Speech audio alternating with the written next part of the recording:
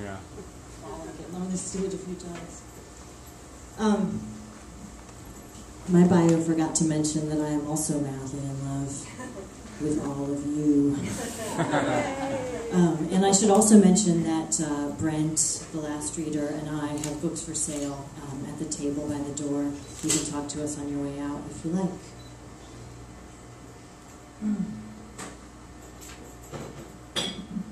This piece is called The Blank Apartments. I won't say anything else about that. The doorbell is ringing. I've never heard the doorbell ring before. When I say doorbell, I should say doorbells. The doorbells are ringing, all throughout the building. A school of notes that once rang at the same pitch, but sound different now. Not only because their sounds are jangling toward me from different apartments, upper and lower floors, rooms that share a common wall with mine or are diametrically opposed like the finger holes at either end of a Jacob's ladder, but also because sounds age differently. Or rather, the apparatus ages and reveals its degree of decrepitude through its sounds, be they springing or garrulous or barely limping along. The fire has had an impact. Some of the bells rasp like voices destroyed by thousands of cigarettes. Some bells must be entirely dead, as there are blanks in the volley of sounds. Pockets of silence that hover like questions in the otherwise unthinking cacophony. Or else the person ringing the bells is consciously altering the rhythm, inserting bursts of silence in odd places to surprise the listener. I'll try not to be so fancy. The listener is me. There is no one else. If I admit that much, will other things become clear? Probably not. There are already so many evasions in what I've said here. The word bell, for instance. Obviously, the truth is that any apartment building with more than a few units is going to have a system of buzzers rather than bells. Not only is the sound of a buzzer considerably more abrasive than that of a bell, even an electrically simulated bell, the word itself is unpleasant to say, bringing to mind buzzards, which brings to mind death. Not death in the abstract, those blank end caps which frame a life and reportedly give it meaning, but death in the particularity of its physical breakdowns. Death as an announcement via stench. Death as dinner bell. Right now, though, there's another sort of announcement happening. A bedlam of bells, buzzers, bantam cocks crowing crazily, whatever one wants to call them, they won't be stopped by maiming. Some other action is required. A person is ringing the doorbells. I have no idea who that person might be. I open my door and creep downstairs. The only footprints in the soot on the stair landings belongs to me, and there aren't very many of them. It's not often that I leave my apartment, and the soot is like dust, falling constantly, though invisibly, filling my old tracks. The man ringing the bells wears a long black coat with the collar turned up, and a black hat, perhaps a fedora that has lost its shape. I can't make out his face. Behind him, in the light from the streetlight across the street, it appears to be snowing.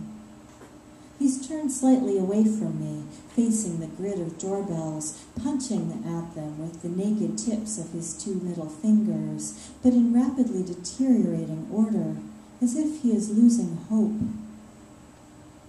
As I watch him through the glass, trying to determine if he's some sort of buzzard drawn by my stench, he gives up, lets his arms fall to his sides, and leans his cheek against the panel of buttons, depressing several of them at once. The sound of all the bells together above me is like a roof of light going on in my brain, a deeply pleasurable sensation. It's been a while since my brain has been lit up. I must make some sort of involuntary movement, an electrified swoon, because the man's head jerks away from the panel. He straightens up and peers into the dark vestibule. He sees me where I stand hovering between the second-to-last and the last stair. I feel caught, and though fearful, I quickly remind myself he is the one who is at my mercy. The face at the window is slack and empty. The flesh hangs from it in sad ropes, the lips sag in a default pout. The muscles of his cheeks seem barely able to lift up his chin, which is pocked like a golf ball and covered with several days' hair growth. In that moment, I think he is perhaps the ugliest man I have ever seen, and my heart opens up wide as it goes, which, having had little practice, is not so wide at all. But then the man smiles, and his face is transformed. Primate confusion is replaced by intelligence, sly wit, and, what may have been there all along, a brooding sexiness around the eyes. I don't know what to think. I allow myself to smile back, tentatively, and commit more fully to being on the last step and leaving behind the second-to-last step. He responds to this encouragement by deepening his smile to the point of making dark furrows in his cheeks and leaning slightly backward to raise his shoulders in an open-armed shrug. Also, he mouths something, or this is how it appears through the glass. More likely he is speaking aloud in an exaggerated way that if I were a lip reader I could understand, but I do not understand. I continue my tentative approach, stepping across the vestibule, which is covered with scraps of old newspaper and ash. Later he'll tell me that he thought he might be seeing a ghost, that the hairs stood up all over his body when he saw me, but that might have been from the cold. And I'll tell him that I myself have sometimes wondered if I'm a ghost, and was a bit surprised he could see me, and that more than half my surprise may have been gratitude at being seen. Our faces are very close now, closer than I would dare get to a face that wasn't behind glass. The rules of proximity are funny that way. I remember a dancer telling me once about the unspoken etiquette between dancers. He said it was considered impolite to make eye contact with someone while you were holding them close, that when your bodies were doing something intimate, it was important to allow for the necessary distance provided by foregoing eye contact. For a long time I thought about this whenever I was having sex with someone, and it was a balancing act I could maintain as long as we did not look at each other too intensely or for too long. The reverse seems true as well, that when there is some barrier, some physical impossibility, eye contact becomes primary, becomes both the asking for and the granting of certain permissions that, if spoken, would be unbearably intimate. His eyes are dark and long-lashed. One has a red scratch in the white part, like half a parenthesis enclosing his iris, the asymmetry of which unnerves me. So I quickly look to the other iris, unflawed and opaque as a cup of black coffee. I love coffee. I push the door open a crack. It's quite heavy, and I have to lean with all my weight to get it to move at all. What? I say.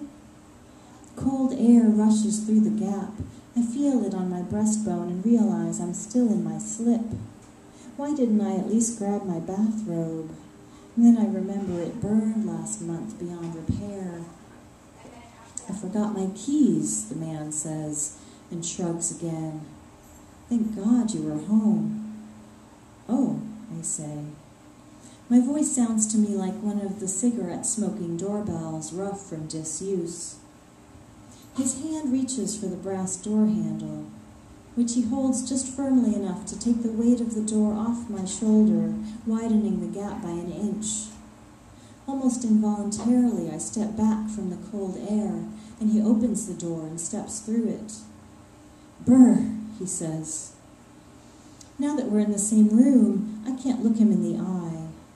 Though the door is closed now, I can still feel the cold air emanating from his coat, which reeks with a peculiar odor. I didn't know anyone else lived here, I say. I'm in 5B, he says. That's the apartment next to mine. Well, he says, off to bed, giving me one last grateful shrug, and turns to start trudging up the stairs. What can I do but follow him? He coughs a bit from the smoke as if he's not used to it, and I think about confronting him about this, but I don't. The coughing makes him seem terribly vulnerable, and again my heart opens with a squeak like a bank vault door opening, like when I thought he was ugly, which already seems like a long time ago. When we get to the 5th floor landing, I see with horror that I've left my apartment door open, and I wonder what I would do if he decided to walk right in and wait for me there, but he doesn't. He walks past my open door to the one next to it and makes a show out of fitting his key into the lock, jiggling it around, then finding the sweet spot where it turns easily and says, "Ah." Before he shuts the door behind him, he turns to where I am standing, staring at him. "Well, good night," he says. "Good night," I say. I have a new neighbor. Or else I have always had a neighbor. Which of these statements is true, I have no idea. Thank you all for